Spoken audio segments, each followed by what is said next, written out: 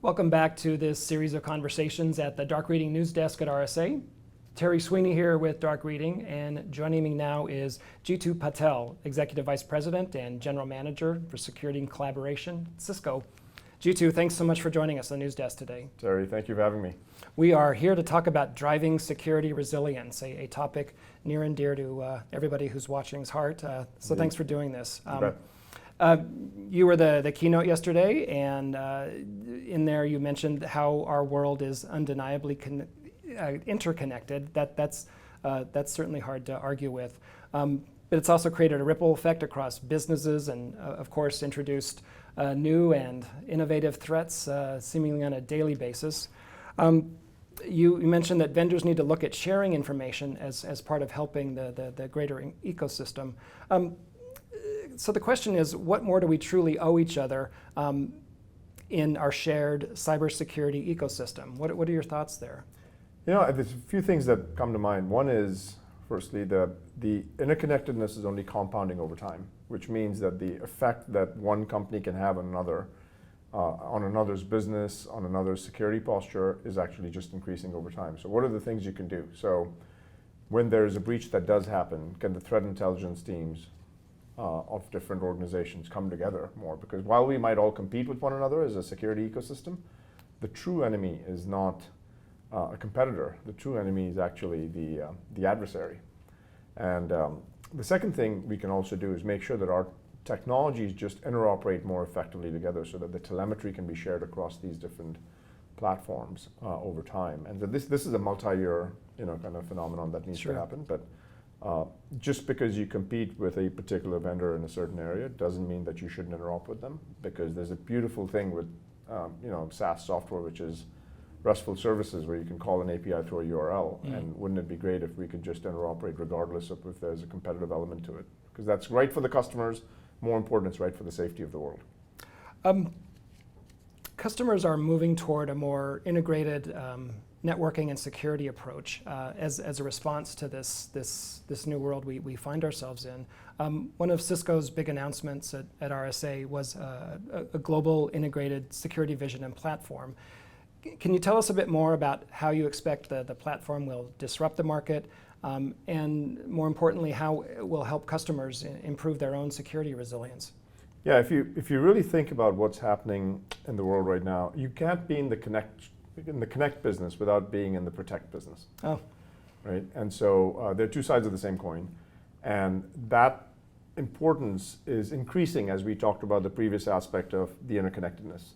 So we launched the Cisco Security Cloud, which was kind of this concept of, can we reduce the complexity and friction for both the IT administrator, the security administrator, and the network administrator, as well as the end user, so that if an organization wanted to protect their users as well as the devices and IoT devices that are getting on the network, they can just connect to the security cloud and then make sure that any use case that they want to go out and serve from there, they can do. So if you want to serve getting secure access to SaaS applications, you can go ahead and do that easily. Secure applications to your private applications in your private data center, you should be able to do that through technologies like ZTNA. Or just get direct access to the internet. I want to be able to log on to Netflix, but not be able to log on to, not allow for users to log on to a porn site when they're actually on a managed device. That should have technology that prevents that from happening.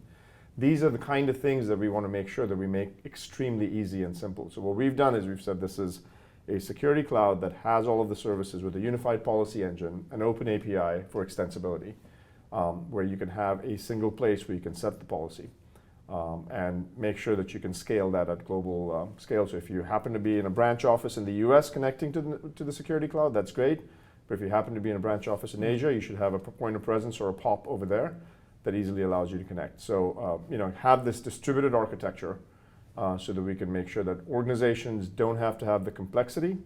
Their friction goes down, and as a result of the friction goes down, typically the efficacy ends up getting higher and better. It sounds like what you're describing is both breadth and depth. Absolutely, absolutely. And extensibility, so that if there are things that we want to integrate with third parties, because we aren't arrogant enough to think that every single problem in security will be solved by Cisco. we want to make sure that we actually provide an extensible platform so third parties can also integrate. Because there's 3,500 vendors in the security landscape. Not a single vendor owns more than 5% of the market. If you exclude Microsoft, if you include Microsoft, they own like 8 or 9 or 10% of the market. But in general, what you want to do is make sure that you have a level of interoperability and extensibility with the ecosystem of vendors that can participate as well. So you can expect us to do that as well in the future. Security resilience, of course, is at the heart of both hybrid work and remote work. How does Cisco's recent security news help organizations provide controlled, trusted access to applications and services at any time from any place? Well, look, the way we think about this whole notion of trust being established, today when you think about trust being established between Terry and a system, is the system says, I'm going to give Terry trust at the point of time of login. Once you've logged in and proven that you're Terry, you get in and you can do whatever you want to do, as long as you've got access to those pieces. We think it should go a step further in this whole notion of zero trust with least privileged access. And what we mean by that specifically is, not only do we grant trust at the time of login, but we grant trust on a continued basis based on behavior and anomalies that might be detected during the behavior. So you happen to be in in your office and you're going out and downloading some content, which is a very normal pattern of behavior from your browser, from your Mac that you might be using on a regular basis. That's fine. But now you happen to be on the road on a different browser, on a different computer, trying to go out and access something, and you're trying to download 6.5 million customer records. Well, that might be something that actually requires an intercept, because that doesn't sound like Terry. Yeah. And so those are the kind of things we're trying to do to make sure that we can have this notion of granting access on a continuous basis and make sure that there's zero trust with least privileged access, so that you don't just give the access once and then forget about it. You actually continue to monitor the behavior and then make sure that you detect for anomalies. Jeetu, you've also spoken about something called the security poverty line. Yes. Tell us a bit about what that is and how it impacts the state of cybersecurity for businesses. An individual within Cisco, Wendy Nather, was the one that actually coined the term. And this notion of the security poverty line is there's a base level of a security posture that every company should maintain. When they fall below that base level because they don't have the resources, it actually gets everyone at risk. And that happens typically when that organization does not have either the resources or the influence or the know-how or the skill set to be able to go out and get themselves established at that base level. And that's what we call the security poverty line. And so today, when you think about it, smaller organizations, not-for-profit organizations, tend to fall below the security poverty line. But what ends up happening is you might be an auto manufacturer, you've got a small component parts manufacturer, and they actually had a breach. You have to close down your entire production line. And so what can we do to ensure that that doesn't happen is you actually have to make sure that even the companies that are below the security poverty line, the business model for security has to shift to rise them above.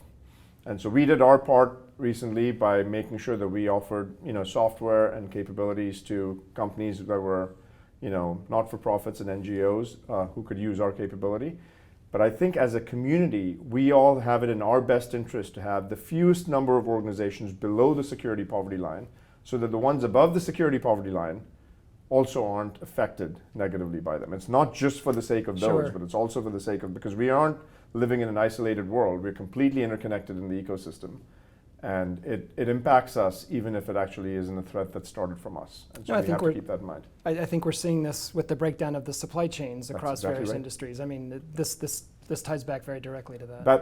That concept that you just talked about, which is organizations need to have resilience at the supply chain level, they have to have resilience at the business continuity level, they have to have resilience on the security side as well. And this is one of those kind of core aspects that we should be thinking about. What can organizations be doing to help those who fall below this security poverty line? So I think there's a slew of different options that you have. Providing help through resources, through technology, through software, through sharing of best practices, sharing of threat intelligence data, through making sure that there's a level of base standard that's maintained by everyone. Otherwise, you don't actually participate in the supply chain. Those are all important aspects to think about. Some of them will feel like, oh my goodness, this is a lot of work for the organization, but it actually has the entire society at risk when you don't do it. I mean, if you think about it today, security is a critical infrastructure element. When you have a security breach, your healthcare system can go down, your telecommunication system can go down, your entire kind of power grid can go down, your water supply can go down. These are like meaningful implications to society at large when there's a security breach. And if you think about the way that people are using it, the bad actors, even warfare is starting with cyber first before it goes into air, ground, or sea. Well, Jeetu, great insights on security resilience, both individually and collectively. Thanks for joining the Dark Reading News Desk today. Thank you for having me, Terry. We've been talking with Jeetu Patel of Cisco. This has been Terry Sweeney for the Dark Reading News Desk. Thanks for joining us. We'll see you next time.